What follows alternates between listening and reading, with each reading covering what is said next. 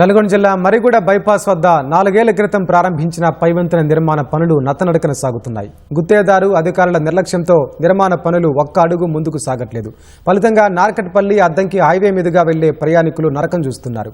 2 ఏళ్ల క్రితమే పూర్తి కావలసిన మరిగూడ పైవంతెన నిర్మాణ పనులు ఇప్పటివరకు పూర్తి కాలేదు.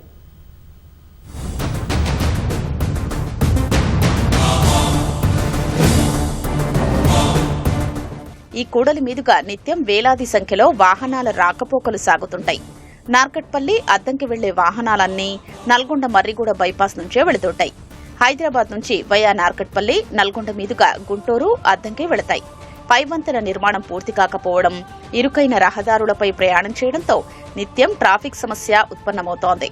4 రోడ్ల కూడలి కావడంతో ఎదురెదురు వాహనాలు రావడంతో ప్రమాదాలు చోటు చేసుకుంటున్నాయి.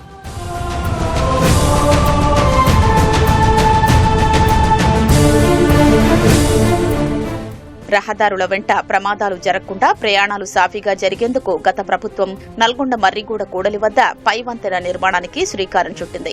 అందులో భాగంగా 2022లో పైవంతెన నిర్మాణానికి 45 కోట్ల రూపాయలు మంజూరు చేసింది. 36 నెలల్లో పనులు పూర్తి చేసేలా గుత్తేదారు సంస్థతో ఒప్పందం కుదుర్చుకుంది.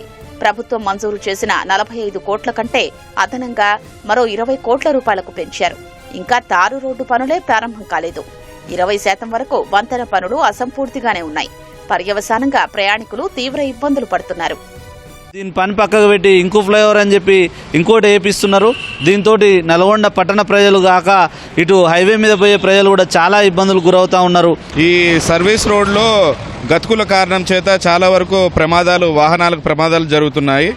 అదేవిధంగా రాత్రిపూట వీధి దీపాలు లేకపోవడం వల్ల కూడా చాలా వరకు యాక్సిడెంట్ అధికంగా జరుగుతున్నాయి. రోజు ఈ చర్లపల్లి నల్గొండకు ఒక 100 సార్లు తిరుగుతాం. కాంగ్రెస్ ప్రభుత్వం ఏర్పడిన తర్వాత రోడ్లు భవనాల శాఖ మంత్రిగా బాధ్యతలు చేపట్టిన కోమటిరెడ్డి వెంకటరెడ్డి వంతెన పనులు పరిశీలించారు. 2024 ఆగస్టు నాటికి వంతెన నిర్మాణం పూర్తి చేసి ఫ్లైఓవర్ను అందుబాటులోకి తీసుకొస్తామని చెప్పారు.